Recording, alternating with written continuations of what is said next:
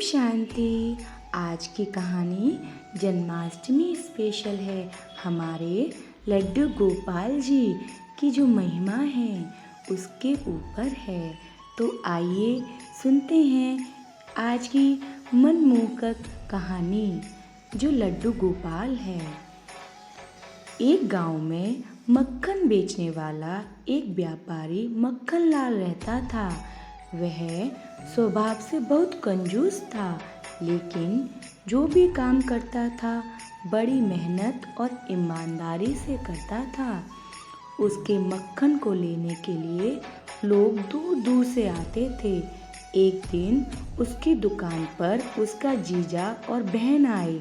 वे सीधा वृंदावन से आए थे। वे उनके लिए लड्डू गोपाल जी लेकर आए थे। बोले, इनको घर लेकर जाना और इनकी प्राण प्रतिष्ठा के साथ पूजा करना। मक्खन लाल बहुत ही कंजूस प्रवृत्ति का था। वह सोचने लगा कि अगर घर लेकर जाऊंगा तो मेरी बीवी इस पर श्रृंगार और पूजा में सब कुछ खर्च कर देगी। इसलिए उसने कहा कि मैं इसको दुकान पर ही रखूंगा। उसकी बहन ने कहा कि तू सुबह जब दुकान पर आए तो लड्डू गोपाल को दुकान से थोड़ा सा मक्खन निकाल कर भोग लगा दिया करना। यह सुनकर मक्खन लाल थोड़ा सा हैरान हो गया कि यहाँ अब इसके लिए भी मुझे मक्खन निकालना पड़ेगा, लेकिन फिर भी उसने अपनी बहन को हाँ कर दिया। अगले दिन जब वह दुकान पर आया तो उसको याद था कि मक्खन का भोग लगाना है, लेकिन वह कहता कि कोई बात नहीं, अभी कल ही तो इनको लाए हैं, मैं अभी 2 दिन बाद लगाऊंगा भोग। उसने कहा, गोपाला अभी तो तू खाकर आया होगा, मैं 2 दिन बाद तुम्हें भोग लगा दूंगा। ऐसे कहते कहते मक्खन लाल को 2 हफ्ता बीत गए, लेकिन वह कंजूस मक्खन लाल रोज ही आनाकानी करने लगा। एक दिन जब मक्खन लाल सुबह दुकान पर आया तो उसने देखा आधा मक्खन ही गायब है।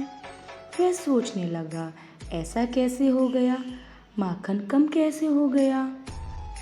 जितनी बिक्री रोज मक्खन की होती थी दाम तो उसको उतना ही मिला, लेकिन फिर भी उसके मन में एक उथल पुथल मच रही थी कि आधा मक्खन कहाँ चला गया।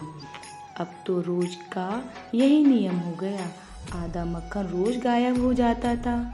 मक्खन लाल को बहुत चिंता हुई। वह सोचने लगा कि आज रात को मैं दुकान पर ही रुकूंगा और देखूंगा कि मक्खन कौन लेकर जाता है। उस दिन वह दुकान पर ही रुक गया और आधी रात को देखता है कि एक नन्हा बालक मक्खन के मटके के पास बैठकर दोनों हाथों से मक्खन खा रहा था। मक्खन लाल हैरान हो गया कि यह बालक कहाँ से आया, कौन इसको लेकर आया, इसके माँ बाबा कहाँ हैं और यह दोनों हाथों में मक्खन खा रहा है जैसे इसी की दुकान हो। उसको बहुत गुस्सा आया। वह जाकर उस बालक को पकड़ा और कहता है, अब नहीं छोड़ूंगा मैं तुझे, पकड़ लिया, अब नहीं छोड़ूंगा। तो वह बालक दोनों हाथों से तब भी मक्खन खाता रहता है। उस बालक ने कहा कि हाँ हाँ मुझे छोड़ना मत। मक्खन लाल सोचता है, इतना हठी बालक है, यह तो डर भी नहीं रहा है, जरूर उसके साथ कोई आया हुआ है, मैं उसको देख कर आता हूँ। ऐसा कहकर इधर उधर देखने चला गया। जब वापस आया तो वह बालक गायब हो चुका था। तो मक्खन लाल को बड़ी हैरानी हुई, एकदम से बालक कहाँ चला गया, मन महसूस कर बैठ गया। अगले दिन उसके घर उसका जीजा और बहन आए तो उसने उनको सारी बात बताई कि मेरी दुकान से आधा मक्खन रोज गायब हो जाता है। उसकी बहन बोली, ऐसा करो आज अपने जीजा को साथ ले जाओ और देखो कि कौन सा चोर है। जब रात को जीजा और साला दोनों दुकान पर छुप कर बैठ कर देखने लगे कि कौन आया है, तभी उन्होंने देखा कि एक बालक मटके के पास बैठकर दोनों हाथों से मक्खन खा रहा था। तभी वह दोनों उस बालक को पकड़ लेते हैं और कहते हैं, कौन हो तुम, कहाँ से आए हो और ये मक्खन क्यों खा रहे हो? वह बालक बोला, मैं तो वृंदावन से मक्खन लाल की दुकान की मक्खन की खुशबू के कारण ही आया हूँ, और तुम लोग मुझे मक्खन खाने से क्यों रोक रहे हो? वह और उसका जीजा एक दूसरे के मुख को देखने लगे कि ये क्या लीला है। ये छोटा सा बालक इतनी दूर वृंदावन से मक्खन की चोरी के लिए आया है। वे पूछते हैं, तेरे मैया बाबा कहाँ हैं? उसने कहा कि वो तो वृंदावन में ही हैं, मैं तो यहाँ मक्खन खाने के लिए आया हूँ। मक्खन लाल कहता है कि तू मेरा घाटा क्यों करवा रहा है? वह कहता है कि क्या मक्खन बेचते हुए तुम्हें कभी घाटा हुआ? तुम्हें तो उतने ही पैसे मिलते हैं जितने तुम्हें कमाने थे। हाँ, यह बात तो सही है। मक्खन लाल सोचता है, ये कैसे हो रहा है? मक्खन लाल अपने जीजा को कहता है, उसको पकड़े रखो, मैं इधर उधर देखता हूँ, इसके साथ कोई जरूर होगा। जब वो इधर उधर देखता है तो उसे वहाँ कोई नहीं मिलता और आकर देखता है कि वह बालक भी नहीं है। जीजा को पूछता है कि बालक कहाँ गया? तो वह कहता है कि मुझे नहीं पता चला वह कहाँ चला गया। तभी उनका लड्डू गोपाल के मुख पर पड़ता है, जिनके मुख पर बहुत सारा मक्खन लगा था। वह देखकर हैरान हो जाते हैं कि अरे, यह तो लड्डू गोपाल की लीला है जो यहाँ आकर मक्खन खाते हैं। मक्खन लाल और जीजा धन्य धन्य हो उठे कि लड्डू गोपाल जी ने तो साक्षात हमारे मक्खन का भोग लगा लिया। जीजा ने कहा, मैं तो तुम्हें कहता था कि इनको रोज एक कटोरी मक्खन का भोग लगा दिया करो, और तूने नहीं लगाया। देखो, वे अपना हिस्सा अपने आप ही ले लेते हैं। मक्खन लाल कहने लगा कि मुझसे गलती हो गई, मैं तो ऐसी इनकी लीला नहीं जानता था। अब तो मैं रोज इनको माखन का भोग लगा दिया करूँगा और रोज नियम से इनकी पूजा भी किया करूँगा।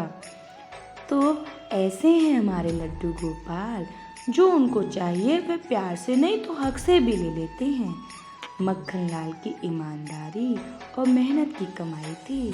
चाहे वह कंजूस था, लेकिन उसके मक्खन की खुशबू में मेहनत और ईमानदारी थी, जिसके लिए हमारे लड्डू गोपाल भी वृंदावन से उनकी ईमानदारी और मेहनत को देखते हुए मक्खन लाल का मक्खन खाने के लिए आ गए थे। इसलिए कहते हैं दोस्तों, मेहनत और ईमानदारी ही मनुष्य का सबसे बड़ा धन है। अच्छा जी, ओम शांति। इसलिए गोपाल जी वृंदावन से माखन खाने के लिए मक्खन लाल की दुकान पर भी खींचे चले गए। इसलिए मेहनत और ईमानदारी भी अपने साथ रखो। ओम शांति। सदैव प्रसन्न रहिए, जो प्राप्त है वही पर्याप्त है। ओम शांति। सर्व मनुष्यात्माओं एवं सभी धर्म पिताओं के भी पिता निराकार परम पिता परमात्मा, जिसे हम भगवान, अल्लाह, प्रभु, ईश्वर, गॉड फादर आदि आदि नामों से पुकारते हैं, वह इस धरा पर अवतरित हो चुके हैं। भगवान परम धाम से इस धरती पर आ चुके हैं।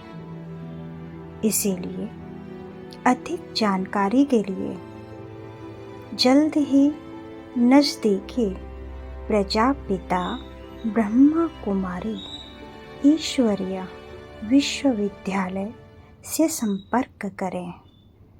ओम शांति।